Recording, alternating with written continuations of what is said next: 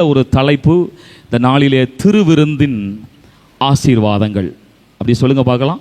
திருவிருந்தின், என்ன சத்தமே வர மாட்டேங்குது, கொஞ்சம் பக்கத்தில் கை பிடிச்சி சொல்லுங்க. திருவிருந்தின் ஆசீர்வாதங்கள். ஆமென். பாருங்க, திருவிருந்து நம்ம எல்லாரும்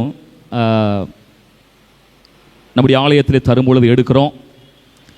ஆனால் அந்த திருவிருந்தினுடைய அந்த ஆழமான சத்தியத்தை நாம் அறிந்து அந்த திருவிருந்தை எடுக்கணும். ஆமென் சொல்லுவோம். ஆகவே தான் இயேசு சொன்னார் பாருங்க, கிறிஸ்மஸ் பண்டிகையை நினைவு கூறுங்கள், ஈஸ்டர் பண்டிகையை நினைவு கூறுங்கள் அப்படின்னு சொல்லலை. என்ன சொன்னார்? லூக்கா 22:19 சொல்லுகிறார், என்னை நினைவு கூறும்படி இந்த திருவிருந்தை நினைவு கூறுங்கள். நல்ல ஆமென் சொல்லுங்க பார்க்கலாம். இந்த திருவிருந்தை தான் அவர் நினைவு கூற சொன்னார். மற்ற எல்லாத்தையும் நினைவு கூறது ஒரு தப்பு இல்லை, ஆனால் திருவிருந்தை நினைவு கூற இயேசு கிறிஸ்துவே சொல்லியிருக்கிறார். கொஞ்சம் பக்கத்தில் கை பிடிச்சி சொல்லுங்க, திருவிருந்த இயேசு கிறிஸ்து மறந்துடக்கூடாதுன்னு சொல்லியிருக்கார். ஆமென். அதனால திருவிருந்துனா என்ன, அதை எப்படி எடுக்கணும், அந்த திருவிருந்தில் ஆசீர்வாதம் இருக்குது. ஆமென் சொல்லுங்க. ஹல்லேலூயா. ஏன்னா ஆண்டவர் எதையும் தம்முடைய ஜனங்களுக்கு ஆசீர்வாதமாகவே வைக்கிறார். ஆமென். ஏன்னா ஆமேன் வரமாட்டேங்க. ஆமேன் ஒன்றும் கெட்ட வார்த்தை இல்லை. ஆமேன். ஆமேன் என்பது இயேசுவின் நாமம். ஆமேன். ஆமேன் என்பது அப்படியே ஆக கடவுது. நல்ல ஆமேன் சொல்லுங்க. ஆகவே அருமையானவர்களே, இந்த திருவிருந்தை பாருங்க, அப்போஸ்தலர்களா இருக்கலாம், அந்த ஆதி சபையா இருக்கலாம், எல்லாரும் ரொம்ப முக்கியத்துவப்படுத்தினார்கள். ஆகவே தான் பார்த்தீங்கன்னா அவங்க வாரத்தில் ஒரு நாள், மாசத்தில் ஒரு நாள். நான் ஒரு சர்ச்சுக்கு போயிருந்தேன், அந்த சர்ச்சில் வருஷத்துக்கு ஒரு நாள் தான் திருவிருந்து. அப்படி திருவிருந்து இப்போ அப்படி ஆயிடுச்சு. ஆனால் ஆதி சபை தினம்தோறும் என்ன செய்தார்கள்? திருவிருந்தை அவர்கள் ஆசரித்தார்கள். ஆண்டுடைய அப்பத்தையும், அவருடைய சரீரமாக இருக்கிற அந்த அப்பத்தையும், இரத்தத்திற்கு அடையாளமாக இருக்கிற ரசத்தையும் தினந்தோறும் அவர்கள் நினைத்து அதை ஆசரித்தார்கள். ஆகவே தான் அவர்கள் நாட்களிலே ஒரு பெரிய எழுப்புதலை ஆண்டவர் என்ன பண்ணார்? வெடித்து சிதற செய்தார்.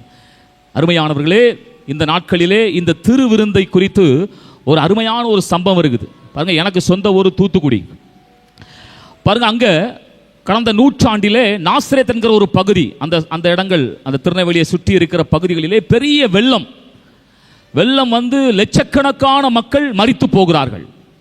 மரித்து போன அந்த சூழ்நிலையிலே அநேக பிள்ளைகள் அனாதைகளாய் மாறுகிறார்கள். இப்போ வெள்ளம் வடிந்து விட்டது. இப்போ பார்த்தீங்கன்னா வெள்ளம் முடிஞ்ச பிறகு காலரா பரவுது. எல்லா வீடுகளிலும் மரண ஓலங்களாக இருக்குது. அப்போ அந்த நாசரேத் என்கிற அந்த சர்ச்சில் பாஸ்டராக, போதகராக அவர் மெர்காய்ஷியஸ் டாக்டர், அவர் போதகராக இருக்கிறார்.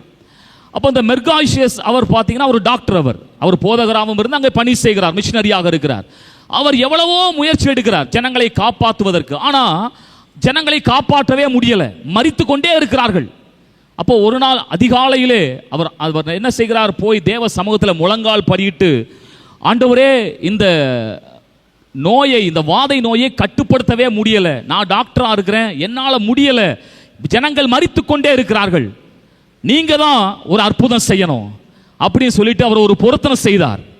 அப்படி நீங்க இந்த காலரா நோய் இந்த இடத்துல நிறுத்தப்படும் பொழுது நீர் அற்புதம் செய்வீரானால் தினம்தோறும் காலையிலே இங்க திருவிருந்து ஆராதனை நடக்கும் அப்படின்னு சொல்லி தீர்மானம் பண்ணார். ஆண்டவர் ஜெபத்தை கேட்டார். பாருங்க, 365 நாளும் காலையில் அந்த சர்ச்சில் திருவிருந்து ஆராதனை நடக்குது.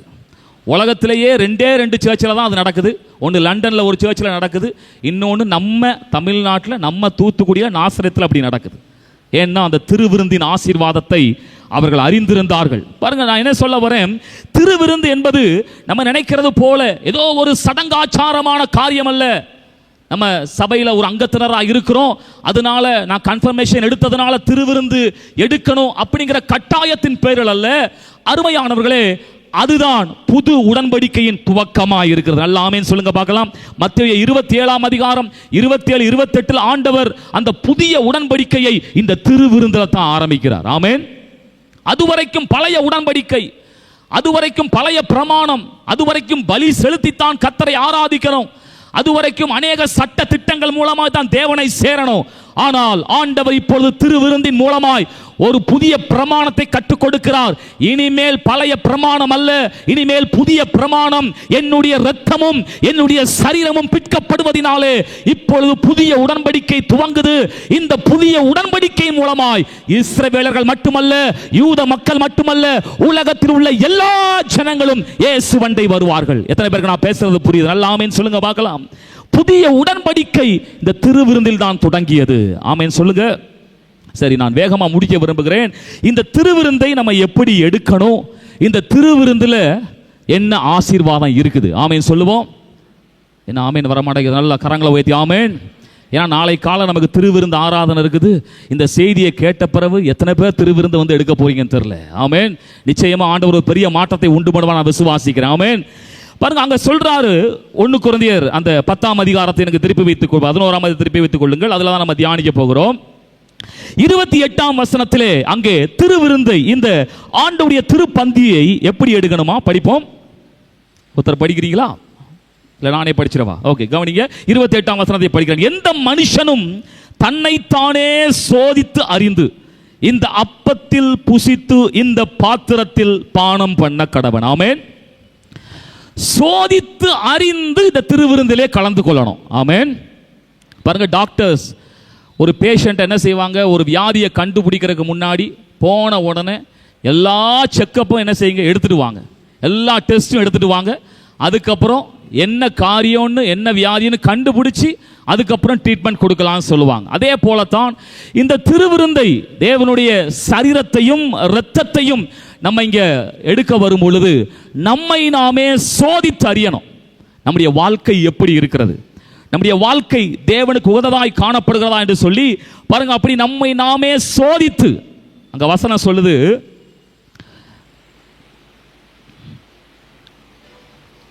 ஒன்று கொரிந்தியர் அதே 11:28 நான் திருவிவிலிய மொழிபெயர்ப்பில் படிக்கிறேன். ரொம்ப அருமையா இருக்குது, நல்லா கவனிங்க. இந்த அப்பத்தை பகிர்ந்து கொள்வதற்கு முன்னரும் இந்த பாத்திரத்தில் இருந்து பருகும் முன்னரும் ஒவ்வொருவனும் தன் இருதயத்தை பரீட்சை பார்த்து கொள்ள வேண்டும். ஆமென் சொல்லுவோம். இந்த திருவிருந்து எடுக்க வர்றதுக்கு முன்னாடி நம்முடைய இருதயத்தை பரிசோதிக்கணும் என்று ஆண்டவர் சொல்லுகிறார். ஆண்டவருடைய வார்த்தை சொல்லுகிறது. ஏனென்றால் மத்தேயு 15 இயேசு சொல்லுகிறார், 18, 19, 20 வசனத்துல, மனுஷனுடைய எல்லா தீங்குக்கும் காரணம் இருதயத்திலிருந்து புறப்படுகிற தீங்கான காரியம். ஆமென் சொல்லுவோம். 18ஆம் வசனம் சொல்லுது, வாயிலிருந்து புறப்படுகிறது மனுஷனை தீட்டுப்படுத்தாது, இருதயத்திலிருந்து புறப்படுகிறதான் என்ன செய்த மனுஷனை தீட்டுப்படுத்துது. என்ன? பொல்லாத சிந்தனை, கொலைபாதகம், விபச்சாரம், வேசித்தனம், களவு, பொய் சாட்சி, தூசணம் எல்லாம் இருதயத்தில் இருந்தே புறப்பட்டு வருகிறது. ஆமென். எரேமியாவில் படிக்கிறோம், இருதயமானது திருக்குள்ளதா இருக்கிறது. ஆமென். கேடுள்ளதா இருக்கிறது. அப்ப நம்முடைய இருதயத்திற்குள்ளாய் காணப்படுகிற அசுத்தங்கள், பாவங்கள், தேவன் விரும்பாத காரியங்களை சோதித்து அறிந்து நம்மை நாமே அர்ப்பணித்து பரிசுத்தமாக்கப்பட்டவர்களாக நாம் தேவ சன்னிதானத்திலே வர வேண்டும். நல்லா ஆமென் சொல்லுவோம். இப்போ உங்களுக்கு புரிஞ்சிருக்கும்னு நினைக்கிறேன் திருவிருந்தை எப்படி எடுக்கணும். ஆனால் இன்னைக்கு அப்படி இல்லை.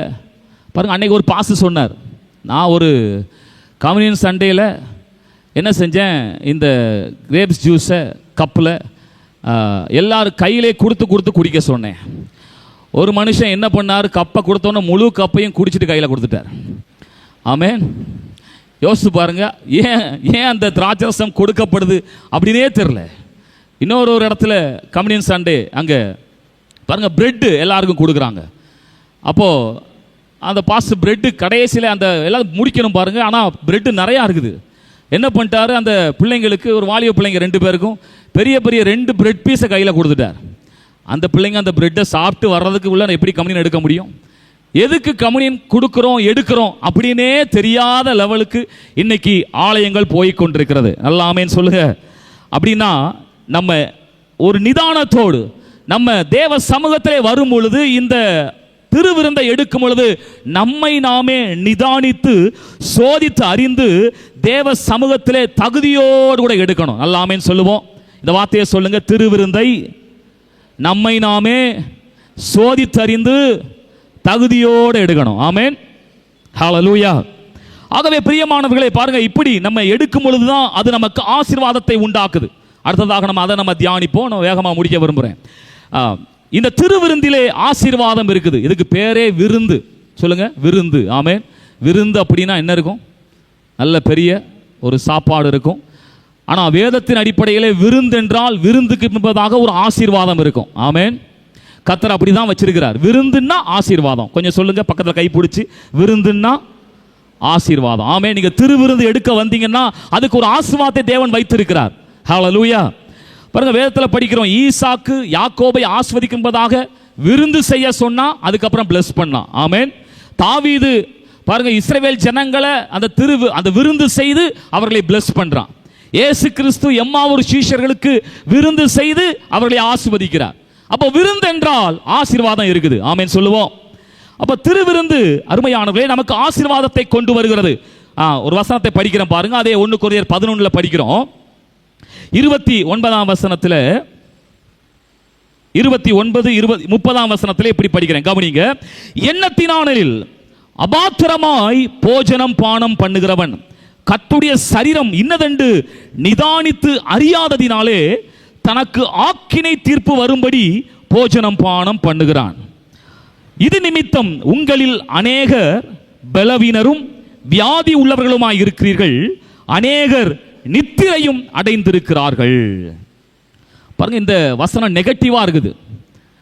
இந்த வசனத்தில் ஆண்டவர் சொல்லுகிறார், கர்த்தருடைய வார்த்தை சொல்லுகிறது, நீங்கள் அபாத்திரமாய் தகுதி இல்லாமல் குற்றத்தோடு கூட அவருடைய இரத்தத்தையும் அவருடைய சரீரத்தையும் நீங்கள் எடுக்கும் பொழுது, உட்கொள்ளும் பொழுது, இங்கே சில தீங்குகள், சில சம்பவங்கள், அது சொல்றதுக்கே வேதனையா இருக்குது. வியாதி வந்துடுது, பாருங்க, பலவீனம் வந்துடுது, சில நேரத்தில் மரணமே வந்துடுதான். அருமையானவர்களே, ஆகவே தேவனுடைய திருவிருந்து நமக்கு ஆசீர்வாதம் தான், ஆனால் அது ஒருபோதும் சாபம் ஆகிவிடக் கூடாது. ஆகவே தான் ஆண்டவர் நம்மை நாமே சோதித்தறிந்து எடுக்கும் பொழுது இந்த வசனத்தை நான் பாசிட்டிவா வாசிக்கிறேன். நல்லா கவனிக்கிறீங்களா? எல்லாம் நல்ல காதுகளை நல்லா திறந்து வச்சு கேட்கணும்.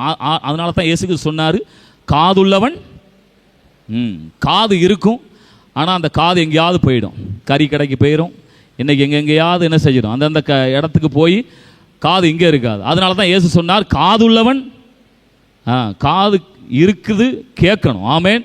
தேவ வார்த்தையை அதிகமாக கேட்கணும். அப்போ உங்களுக்குள்ளே விசுவாசம் பெருகும். நல்லா கவனிங்க, இந்த வசனத்தை நான் பாசிட்டிவாக, நான் வைஸ் வர்சா வாசிக்கிறேன், இதை நீங்கள் புரிந்து கொள்ள முடியும். எண்ணத்தினாலெனில் பாத்திரமாய் போஜனம் பானம் பண்ணுகிறவன் கர்த்தருடைய சரீரம் இன்னதென்று நிதானித்து அறிகிறதினாலே தனக்கு நித்திய ஜீவன் வரும்படிக்கு போஜனம் பானம் பண்ணுகிறான்.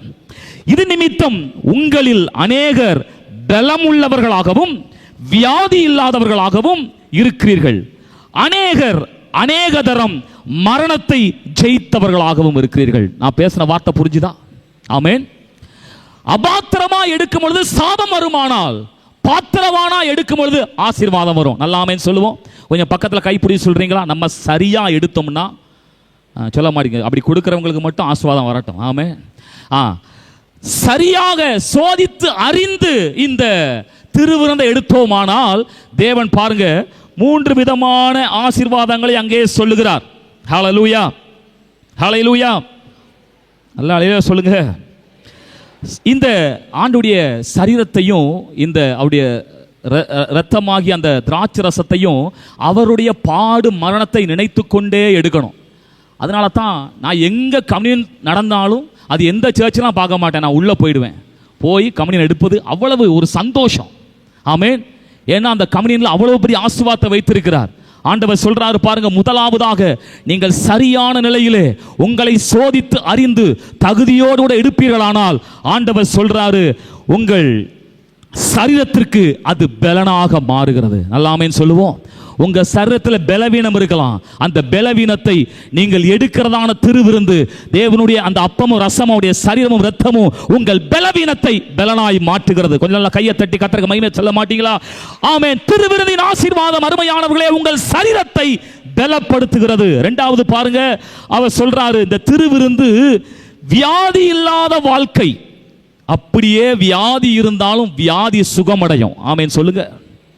ஏனென்றால் இயேசு கிறிஸ்துவின் இரத்தமும் அவருடைய சரீரமும் நம்முடைய வாழ்க்கையிலே அற்புத சுகத்தை கொண்டு வருகிறது. இந்த காலை நேரத்திலே நீங்கள் வியாதியோடு இருப்பீர்களானால், பலவீனத்தோடு இருப்பீர்களானால், உங்களை நீங்களே சோதித்து பாருங்கள். அப்படி சோதித்து பார்த்து தகுதியோடு வந்து இந்த திருவிருந்தை நீங்கள் ஆசரிக்கும் பொழுது தேவன் உங்கள் வியாதியை சுகமாக்குகிறார். எத்தனை பேர் ஆமென் சொல்ல முடியும்? நல்ல கையை தட்டி, ஆண்டவர் கொடுத்திருக்கிற திருவிருந்தின் ஆசீர்வாதம் எங்கள் வியாதியை சுகமாக்குகிறது. ஆமென் சொல்லுவோம். மூன்றாவதாக பாருங்க, அவர் சொல்றாரு, சிலர் மரித்தும் போயிருக்கிறார்கள். அபாத்திரமா எடுத்தால் மரணம் சம்பவிக்குது. ஆனால் பாத்திரவானா எடுத்தா ஆண்டவர் உங்களை மரண கண்ணிகளுக்கு தப்புவிக்க பண்ணுவார். எத்தனை பேர் விசுவாசிக்க முடியுது? இந்த உலகம் ஆபத்துகள், விபத்துகள், வியாதிகள், பொல்லாங்கு சூழ்ந்திருக்கிற உலகம். ஆகவே பிரியமானவர்களே, இந்த காலை நேரத்திலே ஆண்டவர் இந்த திருவிருந்தின் ஆசீர்வாதத்திலே மரண கண்ணிகளுக்கு தப்பும்படியான ஒரு ஆசீர்வாதத்தை வைத்திருக்கிறார். எத்தனை பேர் ஆமென் சொல்ல முடியும்? ஆகவே இந்த காலை நேரத்தில் நான் முடிக்கலான்னு விரும்புகிறேன். திருவிருந்து எப்படி எடுக்கணும்? திருவிருந்தின் ஆசீர்வாதம் என்ன? எல்லாம் கண்களை மூடி தேவ சமூகத்தில் ஜெபிக்க போகிறோம். கர்த்தர் நல்லவர். கர்த்தருடைய வார்த்தை உங்கள் காதுகளிலே விழுந்திருக்கிறது என்பதை நான் விசுவாசிக்கிறேன். இன்னைக்கு ஆண்டவர் அநேகரோடு பேசி இருக்கிறார் என்பதிலே எந்த மாறுபாடான கருத்து காரியம் இல்லவே இல்லை. ஒவ்வொருவரோடும் ஆண்டவர் பேசி இருக்கிறார். ஆகவே தேவ சமூகத்தில் எல்லாரும் அர்ப்பணித்து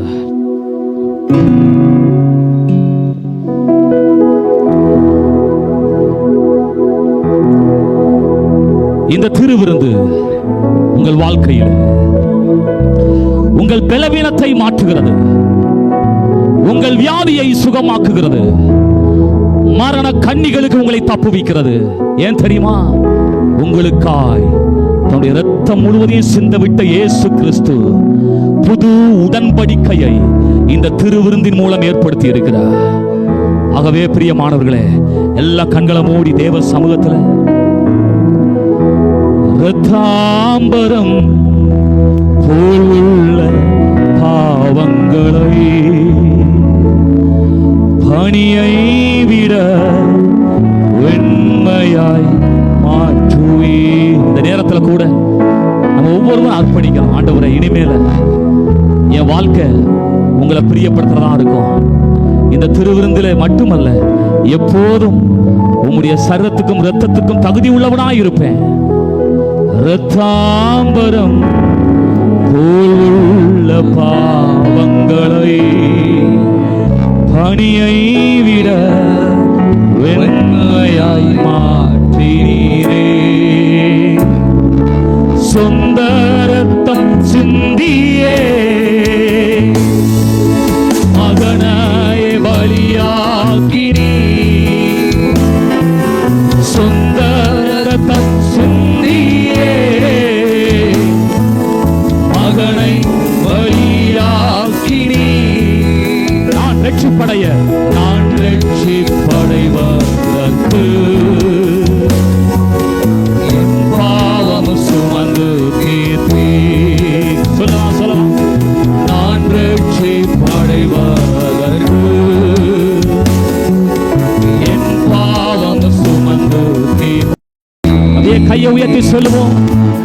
நான் உம்மை நேசிக்கிறேன்,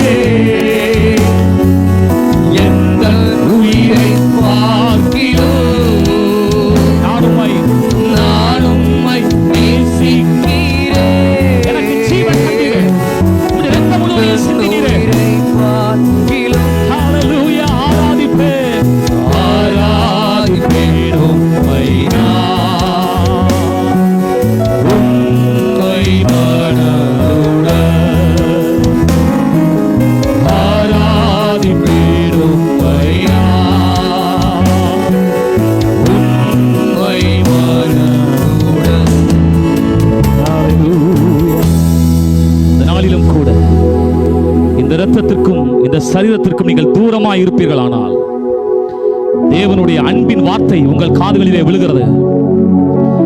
நீங்க சொல்லலாம், என் பாவத்தை ஆண்டவர் மன்னிப்பாரா?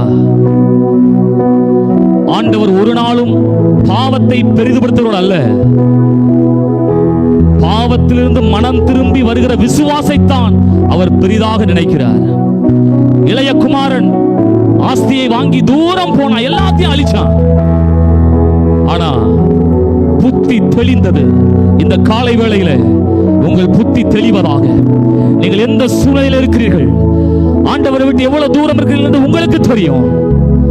தகப்படத்திலே வரும்பொழுது அன்றைக்கு அந்த இளைய குமாரன் நினைத்தான், நான் போவேன், என் அப்பாவிட்ட சொல்லுவேன், வேலைக்காரன்ல ஒருத்தனா இருந்துட்டு போறேன்னு சொல்லுவேன் அப்படின்னு வந்தான். அப்பா ஓடி போய் அவன் வரும்பொழுதே அவனை கட்டி தழுவி அணைத்து அவர் சொல்றாரு, இவன் மரித்தான், உயிரோடு எழும்பினான். இந்த நாளிலே உங்கள் வாழ்க்கை மரித்தது போல இருக்கலாம். இயேசுவிடத்திலே வந்து விடுங்கள், உங்கள் வாழ்க்கை உயிர் பெற்றுவிடும். ஒரு புதிய ஆரம்பத்தை தருவார். அந்த இளைய குமாரனுடைய வாழ்க்கையில அவன் சொன்னான், நான் வேலைக்காரனா இருக்கிறேன்னு. அப்பா சொன்னார், இல்ல இல்ல, நீ எப்போதும் என் பிள்ளை தான். உங்களை பார்த்து சொல்றேன், நீங்க எப்போதும் அவருடைய பிள்ளை தான். அவரிடத்தை வருகிறவனை அவர் புறம்பே தள்ளுவதில்லை. இந்த நாளில் அவரிடத்திலே வந்து விடுங்கள். ஒரு பெரிய களிப்பின் கொண்டாட்டம் இருக்குது. முத்திரை மோதிரம் போடப்படும், புது வஸ்திரம் தரிப்பிக்கப்படும். ஒரு புதிய ஆரம்பத்தை கர்த்தர் உங்களுக்கு தருவார். எத்தனை பேர் இந்த வார்த்தையை நம்புறவங்க மட்டும் கடைசியா நம்ம சொல்லிடலாமா? அப்படியே ரெண்டு கையை உயர்த்தி, நான் உம்மை நேசிக்கிறேன், எந்த உயிரை பார்க்கிறேன். இனிமேல நம்முடைய திருவிருந்து ஆராதனை மிகுந்த மகிமையா இருக்க போது.